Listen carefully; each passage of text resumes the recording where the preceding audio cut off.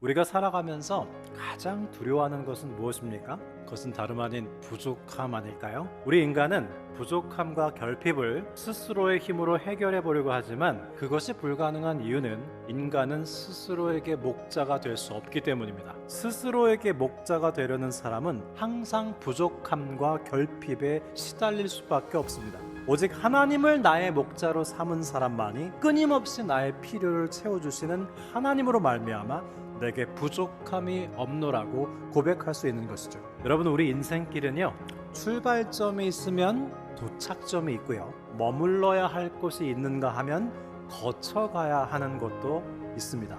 푸른 풀밭과 쉴만한 물가는 목적지가 아니라 출발 지점입니다. 우리의 목자 되신 주님께서는 푸른 풀밭과 쉴만한 물가에 널브러져 있는 우리에게 문득 의의 길을 보여주세요. 나의 영혼을 소생시켜 주셨습니까? 그렇다면 거긴 이유가 있는 거예요. 우리로 하여금 하나님의 영광을 위해서 의의 길로 계속 가도록 하기 위함입니다. 하나님께 영광을 돌리는 삶을 살라고 우리의 영혼을 소생시켜 주신 것입니다. 그러면 왜 죽음의 어두운 골짜기가 등장하는 것일까요? 하나님이 인간의 영혼을 자기 것으로 확보하기 위해 꼭대기보다 골짜기에 더 의존한다는 것을 알면 좀 놀랄 게다. 하나님이 특히 아끼는 인간들은 그 누구보다도 길고도 깊은 골짜기를 통과해야 했다. 감각적인 것들이 다 사라지고 하나님을 신뢰해야만 설 수 있는 상태, 그런 골짜기에 처박혀 있을 때 인간은 비로소 하나님이 원하시는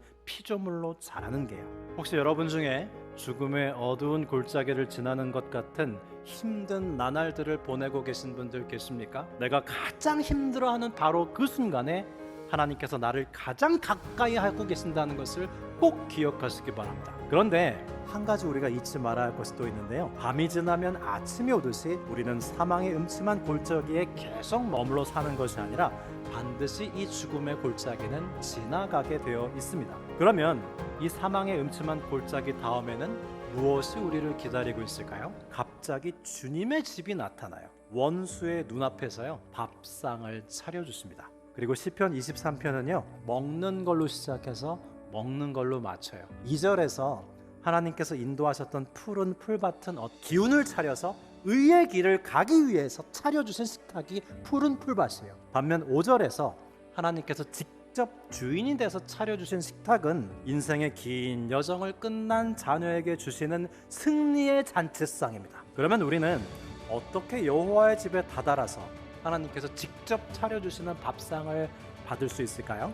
내 평생에 선하심과 인자하심이 반드시 나를 따르리니, 여기서 따르다는 뒤에서 바짝 추격한다는 뜻입니다. 마치 어머니가 어린 자녀에게 밥을 한 숟가락이라도 더 먹이기 위해서 수저에 밥을 뜨고 아이를 뒤쫓아다니는 것처럼 하나님께서는 그 선하심과 인자하심으로 우리가 여호와의 집에 도착할 때까지 뒤에서 추적해 오시고 뒤따라 오시고 뒤에서 우리를 몰아오신다는 것입니다. 우리 인생에서 가장 중요한 것은 하나님을 알고 나 자신을 알아서 하나님과 바른 관계를 맺으며 사는 것입니다. 또한 하나님께서는 우리와 항상 함께 하시는데요, 인생의 평탄한 순간에서는 목자가 되셔서 우리와 함께 하시고 사망의 음침한 골짜기 한가운데서는 나의 당신으로 나타나서 나와 함께 하여 주시고 마지막 날에는 우리의 영원한 본향의 집주인으로 나타나셔서 우리와 함께 하신답니다. 그러하기에 여러분, 우리에게는 부족함이 없습니다. 우리는 다 가진 사람들입니다. 인생의 모든 순간에 하나님께서 우리와 함께 하시기 때문입니다.